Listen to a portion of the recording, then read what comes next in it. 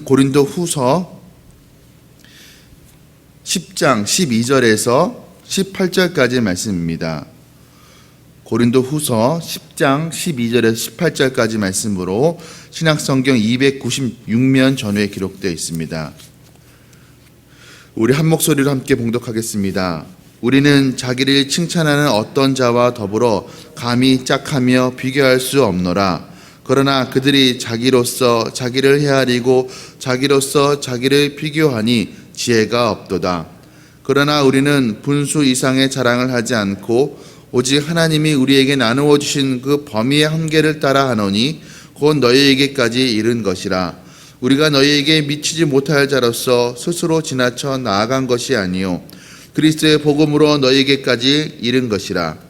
우리는 남의 수고를 가지고 분수 이상의 자랑을 하는 것이 아니라 오직 너희의 믿음이 자랄수록 우리의 규범을 따라 너희 가운데서 더욱 풍성하여 지기를 바라노라.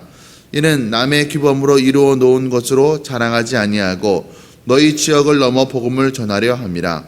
자랑하는 자는 주 안에서 자랑할지니라. 옳다 인정함을 받는 자는 자기를 칭찬하는 자가 아니요 오직 주께서 칭찬하시는 자니라. 아멘. 이 시간 담임 목사님 나오셔서 말씀 전해 주시겠습니다.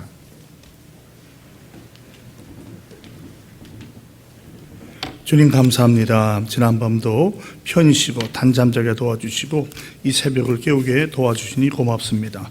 오늘도 말씀하여 주실 주님을 찬양합니다. 말씀을 통해서 생명의 양식을 삼게 하시고 하루를 살아가는 힘을 얻게 하여 주시옵소서. 예수님의 이름으로 기도합니다. 아멘. 할렐루야. 우리 아버지 하나님은 사랑이십니다. 그 하나님은 여러분과 저를 사랑하십니다.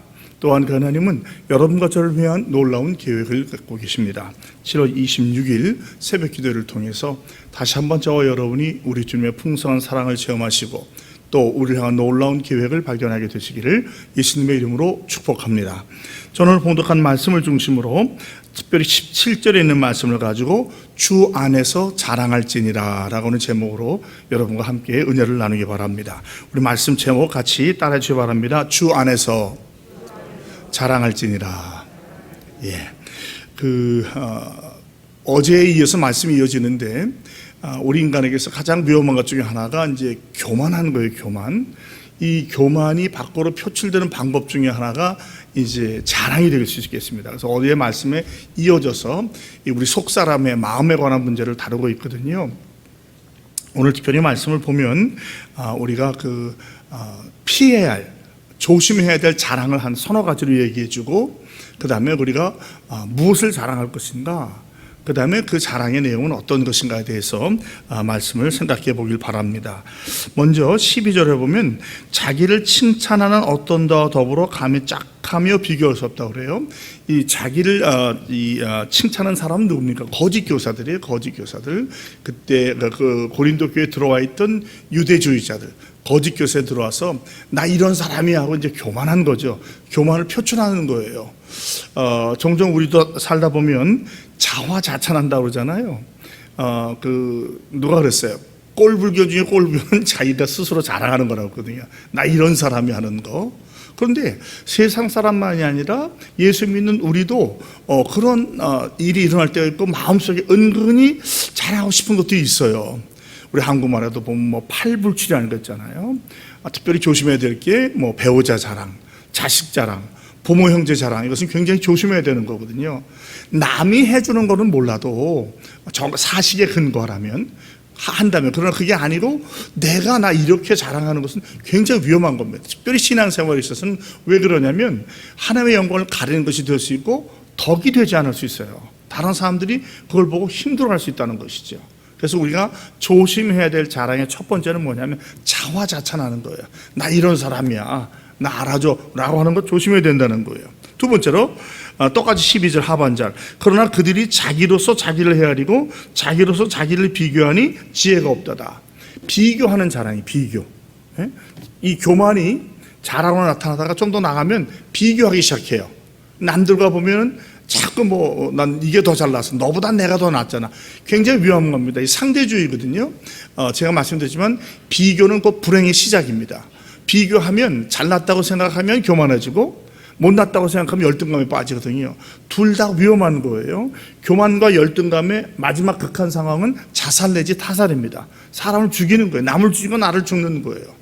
어떤 사람은 지극한 열등감에 빠져가지고 이 세상을 살아가지 못하는 분인가 하면, 어떤 사람은 지극한 교만함으로 남을 미워하고 시기하다가 타살하는 사람도 있거든요. 그러니까 이것은 결코 하나님께서 원하시는 게 아니에요.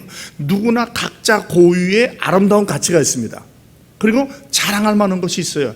단 우리가 겸손해야 되거든요. 그래서 어제 말씀은 우리가 온유와 관용으로 사람을 대한다는데, 이 온유와 관용은 성도에게 너무나도 중요한 덕목이에요. 우리에게 온유와 관용이 없다면 전도가 되질 않아요. 교만한 마음으로 전도해 보십시오. 부드럽지 않은 마음으로 전도해 보셔요. 안 되고요. 교회 안에서는 마찬가지예요. 서로에게 온유와 관용이 없이 내 고집이 세다든지 내가 옳다는 주장을 믿어가지고 막 고성을 지른다든지 뭐는 무시한다든지 싸우면요, 교회가 될 수 없는 거예요. 세상적으로도 마찬가지지만 신앙적으로도 온유와 관용은 참 중요한 것입니다. 이것이 어디에서 나오는가? 겸손에서 나오는 거예요. 반대로 겸손에 반대인 교만에 들어가게 되면 그때부터 자랑하게 되고 정죄하게 되고 사람을 욕하게 되는 겁니다. 그러므로 우리는 남들과 비교해서는 안 돼요. 사람은요, 좋은 면이 있는가 하면 부족한 면도 있는 거예요. 내가 이러면서 좋으면 저러면서 약할 수 있고, 저 사람이 이러면서 약하면 저 사람은 저러면서 또 좋을 수 있는 거거든요. 근데 그걸 가지고 하나를 가지고 자꾸 비교한다는 건 정말 위험한 것입니다. 우리 자녀들도 마찬가지고요. 우리들도 마찬가지고 어디 가서든지 남들과 비교해서 그래도 나는 누구보다 낫잖아, 이거는 결코 할 말이 아닌 거죠. 하나님 앞에서 우리가 조심해야 됩니다. 세 번째 위험한 비교는 13절에 나오는데, 우리는 분수 이상의 자랑을 하지 않는다. 또 하나님이 우리에게 나누신 범위의 한계를 따라 하노니 너희까지 이른 것이다. 분수 이상의 자랑. 과장한다고 그러죠. 우리 침소봉대하지 한다고 그러잖아요. 어떤 거는 막 축소한다든지, 어느 것도 확 자랑한다든지, 또 어떤 거 감춘다든지 하는 거, 이거 아주 위험한 거라는 것이죠. 우리가 그래서 주께서 이르게 하신 데까지 주님께서 여기까지 했습니다. 사도 바울이 가장 중요한 말을 했죠. 나의 나 된 것은 하나님의 은혜로라. 여기까지 왔어도 제가 자랑할 게 아닙니다. 남들이 심지어 칭찬해 준다고 해서 주님, 이거 여러 성도 여러분, 제가 잘나서 하는 것이 아니고 하나님이 인도해 주신 거예요 라고 하는 거예요. 우리가 예수님의 비유를 보면 주의 종들이 주의를 잘해서 마지막에 칭찬받을 때 뭐라고 하죠? 우리는 그저 무익한 종일 뿐입니다. 하나님이 들어 써주신 것밖에 자랑할 것이 없습니다. 어느 목사님은 은퇴할 때 이 말씀 한 마디 딱 하고 끝났대요. 은퇴식 잘하고 나서 마지막 말씀 전할 때, 저는 무익한 종입니다. 하나님께서 써주셨을 뿐입니다 라고 은퇴했다는데, 참 저는 나도 저렇게 할 수 있으면 좋겠다, 그런 생각을 해봤어요. 근데 우리 마음의 솔직히는 그래도 난 이 정도 했어요, 이런 얘기 하고 싶잖아요. 저는 이제까지 이제 5번째 교회를 섬기는데, 가는 교회마다 성전 건축을 다 했었어요. 제가 했다는 게 아닙니다. 교회가 한 거예요. 물론 2번은 제가 담임이 돼서 교회를 성전을 건축했습니다. 자신감이 있어요. 뭘 해도 겁나지 않아요. 그런데 이것조차도 하나님 앞에 교만이 될 수 있다는 거죠. 나 이렇게 한 사람이야. 어떤 분은 일평생 교회를 성전을 건축도 못하고 임대교회에서 하다 분이 있는데, 잘못하면 그분한테 상처가 될 수 있지 않겠어요? 그러니까 주님, 제 안에 이런 교만한 생각, 남과 비교하는 생각, 자랑하고 싶은 생각을 없게 도와주세요. 항상 기도합니다. 왜? 교만은 패망의 선봉이거든요. 그러니까 우리가 주 안에서 자랑한다는 건, 다시 말하면 겸손하라는 거죠. 교만하지 말라는 뜻이에요. 그러므로 자화자찬하지 말고, 비교하지 말고, 침소봉대하지 말고, 과장하지 말라는 거예요. 하나님께서 여기까지 인도신 한계, 이 한계란 말은 다음에 나오는 15절과 16절 규범과 마찬가지예요. 정해진 한도 안에서 하나님께서, 사도 바울의 어떤 의미에서는 내가 이거 전도하러 온 것도 내가 한 게 아니라 예루살렘 공유에서 각자 사도들에게 지역을 나눠서 전도하겠는데, 나는 그 한계에 따라서 왔다는 거예요. 그러니까 거짓 교사들이 와가지고 이거 우리가 한 거야, 나중에 온 사람들이 더 잘났다고 하니까, 그런 의미에서 그게 아니고 하나님께서 나를 인정해서 오셨다. 계속 사도 바울은 자기 사도직을 변호하잖아요. 이게 내가 억지로 한 게 아니라 주님이 나를 오게 한 거다라고 이야기를 하는 거예요. 그런데 이것을 우리 개인의 삶에 연장시켜 본다면, 하나님에도 각자 우리의 믿음의 한계가 있어요. 믿음의 분량대로 사는 거예요. 그 한계 이상을 자랑하지 말라는 거예요. 어떤 사람에게는, 예를 목표를 따진다면 1000명을 목회할 수 있는 목표를 줬다면, 어떤 분에게는 100명이나 30명도 맡길 수 있는 거예요. 교회는 절대로 크고 작고 비교해서는 안 됩니다. 여러분 큰 교회에 있다고 다 훌륭한 목사일까요? 그렇지 않을 수도 있어요. 사실은요. 작은 교회 목회하면 뭐 좀 쪼잔한 목사입니까? 아니에요. 한 영혼을 사랑함으로 정말 가족과 같이 그 한 사람을 통해서 어떤 역사가 날지 모르잖아요. 한 영혼이 소중한 거거든요. 그러므로 우리가 갖고 있는 세상적인 인간적인 비교의식은 굉장히 위험한 겁니다. 그걸로 사람을 판단해서는 안 되는 거예요. 어떤 미얀마의 그 선교의 아버지는 그 아도니람 전도사는 평생 한 명 전도했던 거예요, 자기 하인을. 그런데 한 100여 년 뒤에 가보니까 수도 없이 그 한 사람을 통해서 많은 예수를 믿었다는 그런 간증을 많이 듣잖아요. 지금 가지고 판단할 수 없는 거예요. 이제 조금 더 말씀드렸지만 우리의 자랑은 사실은 종말론적인 자랑이 되어야 돼요. 지금 자랑이 중요한 것이 아니라 하나님 앞에 내가 설 때 어떤 사람인가, 그것이 중요한 거거든요. 네 번째 위험한 자랑이 15절에 나와요. 우리는 남의 수고를 가지고 분수 이상의 자랑을 하는 것이 아니라는 거죠. 이런 사람이 있다는 거예요. 그런 적 있죠. 남이 잘하는 거 싹 가로채가 내가 했다 그런 거. 제가 종종 그 사회 세상에서 얘기를 듣다 보면 부하 직원이 낸 아이디어나 부하 직원의 성취를 자기 것으로 삼아가지고 자기가 했다는 분이 종종 있대요. 이런 것 때문에 상처받아고 직장을 그만두거나 이직하는 사람이 다분히 있다는 거죠. 그러니까 우리도 마찬가지일 수 있다는 거죠. 역시 인간이기 때문에 교회 안에서도 뭐 어떤 일을 가지고 내가 한 것이 아닌데 내가 장이 되었기 때문에 내가 거기서 좀 핵심적이고 주축적인 인물이 됐으니까 다 내가 한 거예요 라고 할 수 있다는 거예요. 이건 굉장히 위험한 겁니다. 그러니까 제일 좋은 방법은 겸손한 거고 하나님이 하신 거, 할렐루야, 하나님이 하신 겁니다. 주님의 영광을 받아야 됩니다 하는 사실이 중요한 거죠. 그러니까 이런 것을 가만히 생각해 보면 직분이 없을 때보다 직분이 올라가면 올라간단 말이에요. 죄송합니다. 오해하지 마세요. 직분을 받으면 받을수록 너 밑에 내가 섬기는 영혼이 많으니까 그런 실수를 할 가능성이 많은 거예요. 실수라도. 교회 안에서도 그러한 뭐 부장님, 총무님, 어떤 직분을 맡은 위원회 위원장이 그런 실수해가지고 성도들이 상처받을 수 있는 거예요. 그리고 항상 우리는 뭐든지 하나님께 영광을, 그리고 함께 기뻐하고 축하하는 그러한 모습을 가져야 할 것입니다. 같은 말이죠. 16절에 우리는 이는 남의 규범으로 이루어 놓은 것으로 자랑하지 아니하고 너희의 지역을 넘어 복음을 전하려 함이라. 사도 바울의 목적은 오직 복음 전하입니다. 남의 것 가지고 자랑하지 않고 여기서 더 나아가서 여기서 규범을 넘는다는 것은 이제 사도 바울이 그 당시에 더 서쪽으로 가보고 싶었던 거예요. 마지막 로마 더 보아야 하는 거기까지 전도하고 싶다는 거죠. 다르게 원하는 게 아니라 나는 자랑하고 싶지 않습니다. 주님이 여기까지 인도해 주셨고 허락하면 나는 더 그 땅끝까지 가서 복음을 전하고 싶습니다라고 얘기하는 거죠. 그러니까 우리도 항상 궁극적인 목적은 뭐예요? 하나님의 영광이지만 그 영광을 돌리는 우리 교회와 성도의 목적은 전도하고 영혼 구하는 거예요. 동부와 인천의 복음을 위해서, 나라와 민족의 복음을 위해서, 세계와 열방의 복음을 위해서 애쓰는 겁니다. 그래서 우리가 선교사님을 후원하는 것과 미래 자립교회를 돕는 것과 선교단체를 돕는 것은 굉장히 중요한 의미가 있어요. 비록 우리가 가진 못할지라도 우리의 어떤 재능과 시간과 에너지와 재물을 그들과 함께 나누고 공유하고 투자함으로 말미암아 그 선교에 동참하게 되는 것이죠. 이렇게 보면 어떤 면에서 우리는 선교사님들께 감사해야 돼요. 아유, 저거 아무것도 못하는 거 우리가 재정 주니까 하지. 이건 정말 교만입니다. 우리가 해야 될 그 일을 그분들이 해준다는 마음의 태도가 필요한 거예요. 때때로 보면요, 우리 교회는 안 그래요. 우리 교회 보면 참 선교사님들 잘 섬기고 잘 모셔주고, 이번 돌아온 주일날도 중앙아시아에 있는 나라 이름 알을 수 없지만 우리 전우현 선교사님 모셔요. 4년 만에 뵙게 되는데 정말 어려운 데입니다. 이슬람 국가예요. 특별히 이번에 코로나 때문에 더 어려움을 많이 겪으셨어요. 그럼에도 불구하고 거기서 복음을 전하고 있잖아요.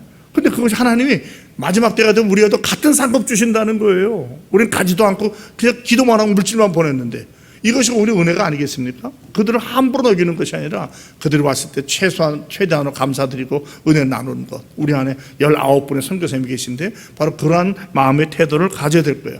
남이 한 것을 내 것으로 한 것 척하는 것 위험한 겁니다. 그러니까 이 네 가지가 위험한 자랑이에요. 어떻게 보면 인간적이고 세상적이고 더 나아가면 마귀적인 자랑이에요. 마귀적인 자랑. 진정한 자랑은 무엇인가? 여기 보면 13절에 하나님이 나눠주신 범위의 한계대로 자랑했다. 그 다음에 15절에 우리의 규범을 따라 풍성해지기 원한다. 14절에 그리스도의 복음으로 전했다. 이 말은 뭐냐면 다 17절에 있는 말씀에 주 안에서 자랑하는 거예요. 하나님의 영광을 위해서 자랑하는 것이죠. 그러면 우리는 자랑하면 안 되는가? 그렇진 않아요. 신앙적으로 말할 때 건강한 자긍심과 자부심이 필요한데, 제가 지금 미리 말씀드렸는데 그 자랑은 뭐냐면 자긍심과 자부심으로 나아가는 거예요. 교만이 아니라 하나님 주시는 긍정적인 마음, 이런 게 필요하죠. 우리 안에 이 자랑 또는 긍정적인 자긍심이 없으면 자존감이 없어져요. 바로 설 수 없습니다. 이건 필요한 거예요. 갖고 있어야 됩니다. 중요한 것은 하나님의 영광을 위한 자긍심, 하나님의 백성으로서의 자존감은 필요하다는 것이죠. 말씀대로 살고 주의 뜻대로 사는 거예요. 또 이런 것이 없으면 전도하기도 어렵죠. 우리가 하나님에 대해서, 예수님에 대해서, 교회에 대해서 자존감과 자긍심이 없으면 어떻게 전도하겠어요? 그래서 미국 전도협회에서 이런 말이 있습니다. 여러분 오해하지 말고 드세요. 전도하는 최고의 방법, 가장 쉬운 방법은 뭐냐? 교회와 담임 목사님을 자랑하라는 거예요. 이거 제가 한 말 아닙니다. 오해하시면 안 돼요. 가만히 생각해 보세요. 여러분이 교회를 욕하고 목사를 욕하면 전도 안 됩니다. 무슨 말을 해도 안 되는 거예요. 그러나 가장 쉬운 방법은 우리 교회 한번 와보세요. 우리 목사님 한번 설교 들어보세요. 그러면 전도가 되는 거예요. 이것처럼 쉬운 방법을 사람들은 인간적이기 때문에 못한다는 거예요. 그래서 여러분 제가 항상 말하지만 집에 가서는 절대로 교회나 목회자 욕하면 안 돼요. 그러면 여러분 아이들 보고 교회 나오지 말라고 손 미는 것과 마찬가지입니다. 그런데 종종 그런 일이 일어나요. 제가 그랬잖아요. 미국에서 어느 목사님 교회 가서 문을 두드렸더니 누구세요? 어린애가 와서 나 담임 목사님이야. 뛰어가면서 아빠 그 새끼 왔어 이랬다는 거예요. 왜? 맨날 집에서 그 얘기를 하니까. 여러분, 여러분의 자녀들이 만약에, 여기 좀 우리 새벽기도 용사되니까 아마 이해하실 거 생각이 듭니다만, 만약에 여러분 자녀들이 교회를 안 나온다면 어쩌면 우리가 자녀들에게 본이 되지 못하는, 전도하지 않았기 때문 아닐까요? 한번 심각하게 생각해 보셔야 돼요. 만약에 그렇다면 정말 하나 앞에 눈물 뿌리며 회개해야 돼요, 여러분.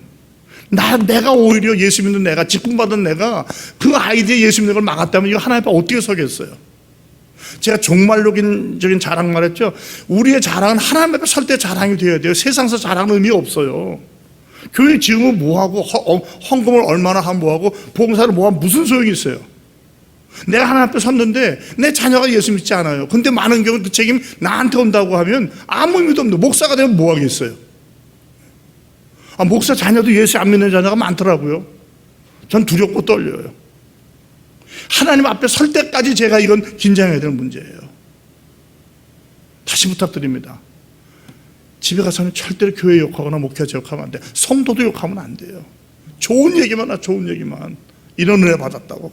오늘 이런 말씀 듣는데 정말 너무 좋은 예화라고. 이런 얘기를 해야지 애들이 교회라는 데가 어떤 데 한번 가보고 싶어 하는 마음을 갖죠. 부정적인 얘기 해보세요. 오겠는가? 긍정적인 얘기를 해서 안 오려고 하는 아이들한테 부정적인 얘기하면 오겠어요? 말씀 맺겠습니다. 자랑하는 자는 주 안에서 자랑하는 거예요. 주 안에서. 이거는 종말론적인 자랑. 이 세상 자랑도 많지만 성도는 이미 그걸 포기한 사람들이에요.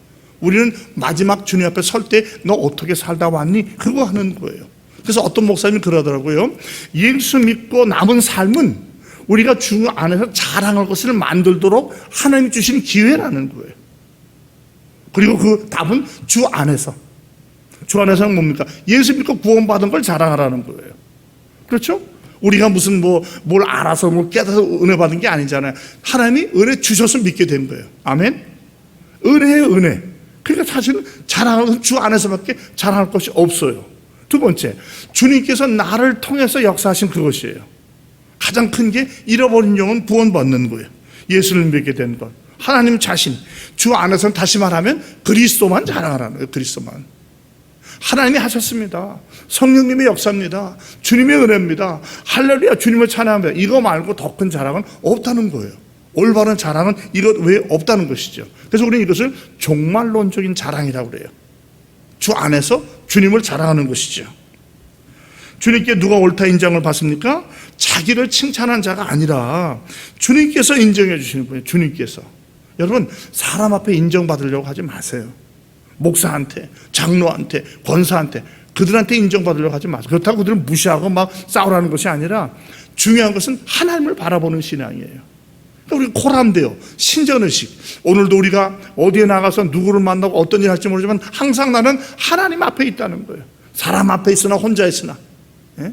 그래서 혼자 있을 때가 더 위험하다고 그랬죠. 더 조심해야 되는 거예요. 항상 긴장을 놓치지 말고. 아무도 못 보더라도 주님 보고 계시잖아요. 이 신전의식을 갖고 있다면요 함부로 죄짓지 못해요. 왜? 아무도 안 보는 것 같지만 주님은 날 보고 계신데 어떻게 우리가 함부로 말하고 행동하겠어요? 어떻게 앞뒤가 다르겠어요? 어떻게 겉과 속이 다르겠습니까? 그럴 수 없죠. 그러니까 한마디로 말하면 신앙은 신전의식을 가지고 내가 마지막 때 주님 앞에 설 때에 주님 앞에서 주님 안에서 뭘 자랑할 수 있는가? 교만이 아니라 정말 주님, 제가 주님의 은혜로 이렇게 살아왔습니다 라고 할 수 있는 그 기회 주신 주님을 위해서 우리가 살아가는 것이죠. 우리의 삶은 생각보다 짧을 수 있어요. 주님께서 오늘이라도 저를 부르시면 가야 돼요. 그럴 때 내가 주님 앞에 어떻게 서겠는가?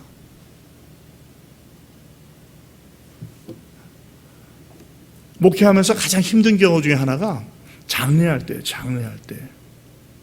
어떤 장례식은 정말 너무너무 기쁘고 이야 장례식 기쁘단 말이 이상한데 하나님의 영광 받으셨다는 게 확신이 와요. 정말 신앙으로 살다가 정말 주변에서 놀라운 일을 하고 온 가족이 정말 하나님께 감사하면서 그 사람이 천국 가고서 기뻐하는 사람이 있는가 하면 어떤 장례식 가면 제가 무슨 말을 해야 될지 모르겠어요. 교회를 아예 안 다닌 사람은 뭐 천국하고 관계가 없으니까 우리 유가족을 위해서 전도 설교를 하지만 교회를 다녔다고 하는데 아무리 생각해보고 기도해줘도 그를 칭찬해줄 말이 없어요.